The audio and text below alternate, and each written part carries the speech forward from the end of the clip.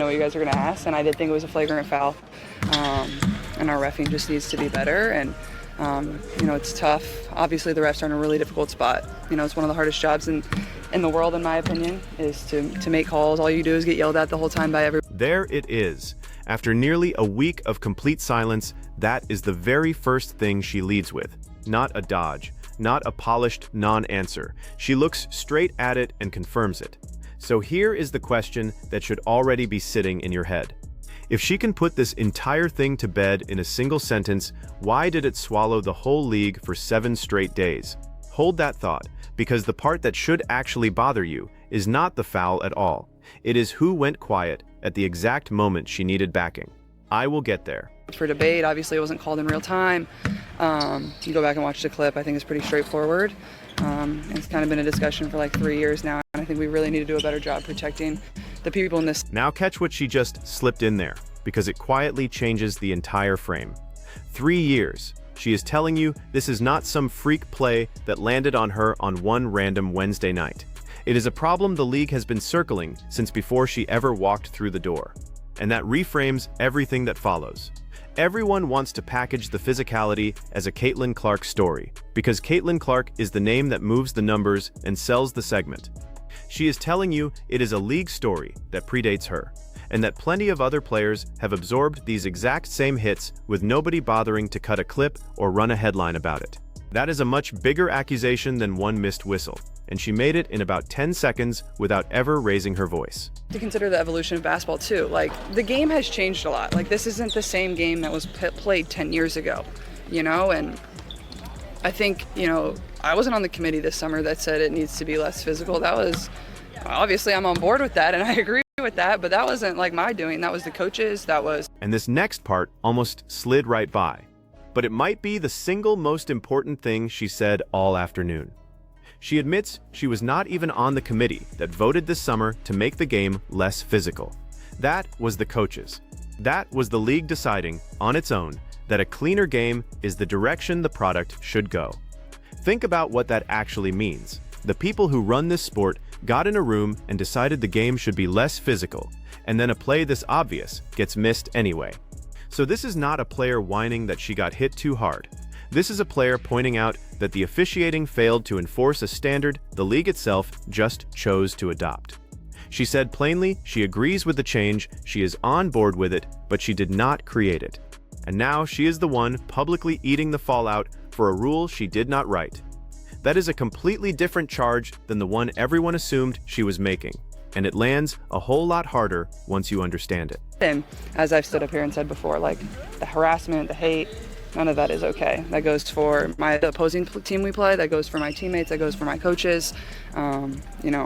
There should never be a question of character. Like, I've always stood up here and said that, and that's truly what I believe. That's how I was raised. So, none of that is okay. Watch who she pulls into that circle, though, because it tells you something, not just herself. The opposing team, her own teammates, her coaches. She draws the line around everyone, on both benches, no exceptions. And that matters, because the easy move for a young player at the center of a firestorm is to make the whole thing about her own treatment and stop right there. She widens it instead. She even ties it back to how she was raised, that a person's character should never be up for question. But then consider how many separate times she has now had to stand at a podium and repeat the same basic sentence, that the harassment and the hate are not okay. This is not the first time she has said it. It is turning into a standing item on her press conferences, which tells you the thing she is describing is not fading out. It is following her from arena to arena. It's difficult. I think a lot of people sometimes think I'm a robot. I'm not a robot. I have emotions, I have feelings, and it can be really difficult to go through a lot of that. And, I'm 24 years old trying to navigate a lot, and I think at times I've been in this world for 4 years now, and you would never change any of it, but there are times that it is hard, and there are times that, it probably affects me a little bit more than I do put on. And there it is, the crack in the armor. I am not a robot. She says people forget she is an actual person with feelings, that this gets to her far more than she ever lets on, that she is young and navigating something almost nobody her age has ever had to carry. And here is the uncomfortable truth sitting right underneath that sentence. The exact machine that turned her into the most famous player in the entire sport is the same machine now grinding away at her. She is the reason those buildings are packed to the rafters. She is also the reason every single camera whips toward her the instant anything happens anywhere on the floor. You do not get one of those without the other. And she is the one standing there absorbing both ends of it at 24 years old. She even said it straight. A lot of the time, it affects her more than she puts on. That is not a complaint. That is a young person telling you the cost of all this out loud. And most people just talked right over it. Even I turned the TV on Sunday, and that game was on Wednesday, and that's all people are still talking about. And I feel like that's just a real disservice to our league. Now the real frustration surfaces. She flips on her television 4 full days after the fact, and the incident is still the only thing anyone is willing to discuss, and she names it plainly a disservice to the league. Sit with that word coming from her specifically, because there is a genuine tension buried inside it. The attention is the very thing she personally brought to this game, but she is arguing that the attention got aimed at the wrong target, the drama instead of the actual basketball being played. She even described watching a panel sit there and dissect it live on air when she had just turned the broadcast on to catch other games, and she is about to point directly at one specific piece of coverage that clearly got under her skin, one with a real byline in a real publication. That is coming in a minute, and it is sharper than you would expect. And I honestly felt bad for the players that were playing in the games those days, and also I felt bad for my teammates. They played on Friday, and they dominated, and they played really well, and nobody wanted to talk about that. They were just worried about everything else. So, and there had been, I think 10 plus other games that had already happened to that point. So this is the piece that keeps getting buried under everything else. Her own teammates went out on that Friday, dominated, played some of the best basketball they had all season, and it simply evaporated. Nobody wanted to talk about it. By her own count, there were something like 10 other games inside that same stretch, full of players going off, and the entire national conversation stayed welded to one foul. So when people keep insisting the noise swirling around her is somehow good for the league, she is turning that argument completely inside out. The noise, she is telling you, is actively burying the real product the league is trying to sell. She said she genuinely felt bad for the players who were out there hooping those nights, doing everything right while the cameras stayed pointed at a shoving match. The people who put on an actual show that week got drowned out by a 14-second clip and an argument about a whistle. it was like, the headline read like, this season has been everything but fun, and they're just full of frustration for Clark and the Fever. And I'm like, no one ever asked me that. Nobody ever asked me that. Like, that's wrong. Like, And this is the one she flat out refused to let slide.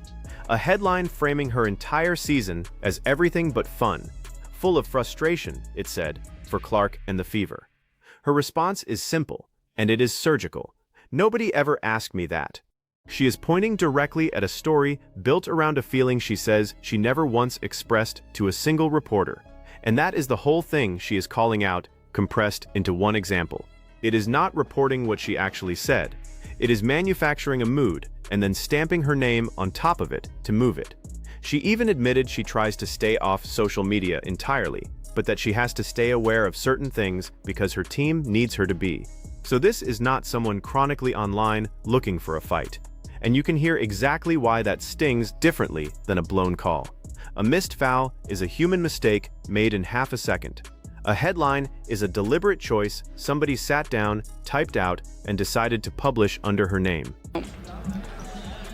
Whether you're me, whether you're LeBron, whether you're the coach of the Notre Dame Fighting Irish, whether you're the coach of the New York Giants, like, there's going to be things that happen that aren't a reflection of you. That doesn't make that okay. And this is a fascinating card for her to play. She lines herself up next to LeBron James, next to the head coach at Notre Dame, next to the coach of the New York Giants. And her point is that once you get big enough, things start happening in your name that have nothing to do with who you actually are. It is a smart comparison because it quietly reframes her from a rookie sensation into someone operating at the scale of the most scrutinized names in all of sports. But it also reveals how she has come to see her own situation. She is not describing normal criticism, the kind every athlete signs up for. She is describing a level of attention where your name gets detached from you entirely and turned into a product other people trade on for their own reasons. That is a heavy, strange thing to have to understand about yourself before you have even reached your prime. The frustrating part, I think the frustrating part is it seems like everyone wants a click, and that's really disappointing. I get it, you have a job to do, I get that, I get, but at the same time, like, that's all you're going to talk about, like. And this is her entire theory of the case, boiled down to 4 words. Everyone wants a click. She is not being naive about how any of this works. She says outright that she gets it, that people have jobs to do and bills to pay. But she is drawing a hard line between covering the game and chasing the outrage, and she is arguing the incentive has tilted way too far toward the outrage. And this is exactly where the other side of the story deserves its say too. Because part of what kept this thing burning was not only the media machine. The commentator breaking this down makes the case that the player on the other end of that foul poured fuel on it herself by casting herself as the wronged party in the days that followed. Now, that is offered as opinion, not established fact, and it is worth holding onto it as exactly that. But it is the honest counterweight to her argument. The click economy runs on fuel, and in this case, the fuel was pretty clearly coming from more than one direction at once. It takes away so much from the product that's being put on the floor, and we've done so much to grow the game over the course of the last 3 years, and it's just like we keep kicking ourselves when we're down, and that stinks. Like, we've done so much work. This is the 30th year of the WNBA. We're in a great spot. The talent level is as high as it's ever been. Viewership is as high as it's ever been. Every arena is selling out. That's not just for us. That's for teams across the league. Okay, here is the number that quietly reframes everything she has been building toward. This is the 30th season of the WNBA. By her own account, the talent is as high as it has ever been. The viewership is sitting at record levels, and arenas all across the league, not just her building, all of them, are selling out night after night.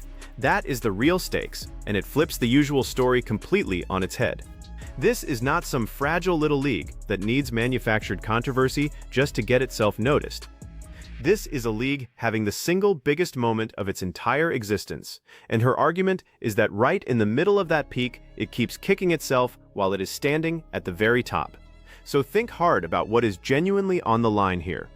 Record ratings and sold-out buildings translate directly into television money, into sponsorship money, into expansion money, into bigger contracts for every single player in the league. Real dollars tied straight to how this product looks the second it hits a screen. And every week, the dominant story is a shoving match and a missed whistle, instead of the basketball. That is the asset itself getting chipped away at live, in front of the biggest audience this sport has ever pulled. She is not standing up there making an emotional plea. She is making a cold, clear-eyed business case. And the business case is that the league is fumbling its own biggest season by letting the sideshow hijack the entire broadcast. Like I said, my point's about the refs and the league overall. Like, we have to improve. Like, league office, you got to do better. Have to find ways to do better. And that's just reality. And that doesn't go for just me and the Fever. That goes for everybody in the league. You mentioned that it's been a topic of conversation. And now she aims it straight up the chain of command. Not at the officials on the floor, not at her opponents by name, at the league office itself. You have to do better, find ways to do better, and she made a point of saying that goes for the whole league, not just her and the Fever. And that is the exact thread I told you to hold on to all the way back at the start. Because if she is not blaming the referees as people, and she is not blaming her opponents by name, then the finger is pointing somewhere higher up, at whether the people whose literal job is to protect these players are actually doing it. And this is where the commentator pushes it much further, and where you should keep your attribution radar switched on. He points back to an earlier flashpoint from this same season involving another opposing player, and he argues that the organization did not stand up for Clark then the way she now keeps insisting they always have her back. That is presented as his read on the situation, not as confirmed fact, so weigh it exactly that way. But it exposes a real and genuinely uncomfortable tension sitting underneath all the gratitude. She is standing at that podium publicly thankful for an organization that her own commentator says has gone quiet at some of the precise moments it mattered most. Both of those things are on the table at the same time, and she is the one caught right in between them. Don't get me wrong, there's going to be mistakes. Refs are going to make mistakes. There's still times where it looks like prison ball out there, though. Not going to see everything. The egregious ones, you gotta call. Like, that's just the fact of the matter. You cannot miss things like that. And here is where she refuses the easy villain, which honestly makes the entire argument more credible. She had every opening in the world to torch the officials and turn them into the bad guys of the story. And instead, she says it plainly. Refs are going to make mistakes. That is simply part of the job. But the egregious ones, the ones obvious to everyone watching at home, those you cannot miss. She even mentioned that she talks to these officials before games, that they are good people doing one of the single hardest jobs in the sport. Think about that for a second. She is essentially defending the very people whose missed call cost her, in the same breath that she is asking them to be better. That is a far more honest position than the take you usually get handed in a moment like this, where the easy money is just blaming the zebras and walking off. She is carefully separating the individual human standing on that floor from the system that trained them, underpaid them, and threw them out there, and that exact distinction is the whole foundation for what she says next. Treated like, invest in them, make them a full-time employee, you know, pay them what they're supposed to be paid, train them all year round. Like, how can we pour into them to make them better? I think about that rather than like, just do your job, make the call. Like, it's hard. And this right here is the actual answer sitting underneath all of the noise. The fix she has been quietly building toward this entire time. Invest in the officials, make them full-time employees, pay them what they should genuinely be paid, train them year-round instead of demanding flawless calls from people the league treats as part-time labor. That is not a hot take. That is a structural argument, and it is a far harder thing to slap on a thumbnail than Clark rips the refs. She is telling you the missed call is not the disease at all. It is the symptom. The disease is a league running its entire officiating operation on the cheap while it prints record revenue every single night. And you can decide for yourself whether the people at the very top would genuinely rather fix that quietly and correctly, or just keep letting the drama do their marketing for them for free. Moving on, I know everybody's gonna ask about my health.